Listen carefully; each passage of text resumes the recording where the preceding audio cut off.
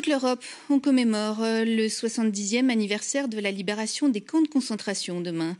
À 17h, la salle Poirel à Nancy se jouera une œuvre particulière, le chant des rouleaux. Des textes et poèmes cachés par les déportés ont été mis en musique par le compositeur contemporain Pierre Chollet et interprétés par l'orchestre et le chœur du Gradus and Musicam. Franck Gaillet et Guy Souter ont assisté à la Générale aujourd'hui. Mais comment est-il possible qu'un homme puisse parler de la mort de sa femme et de celle de son enfant, de sa mère et de son père, de ses sœurs et de ses frères, et continuer à vivre, à exister ? Jean-Luc Michel est la voix de Zalman Gradowski, juif polonais déporté à Birkenau qui organisait la résistance dans les camps pour alerter le monde et inciter les siens à écrire leur mémoire, les rouleaux d'Auschwitz, témoignages de la vie de tous les jours et poèmes dissimulés dans les baraquements et découverts à la libération des camps. J'ai rencontré au début des années 90 un chef de chœur juif qui avait été un enfant caché.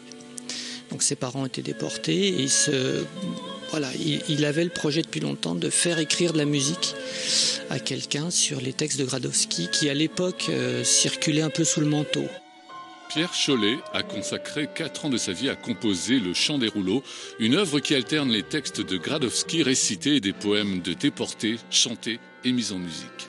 C'est un mélange de tristesse, de détresse et puis oui, de souffle de vie. Mais tout ça, pour moi, prend corps aujourd'hui parce que c'est la première fois aujourd'hui que je rencontre tout le monde.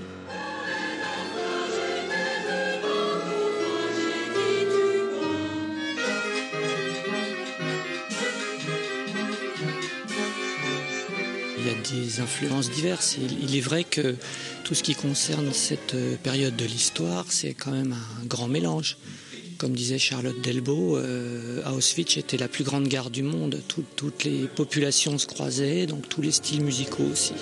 Prévu initialement pour des chansons, le chant des rouleaux reste une musique qui chante, qui ne s'attarde pas sur la mort et la souffrance, pour exprimer davantage la force de vie et la poésie contenue dans les mots.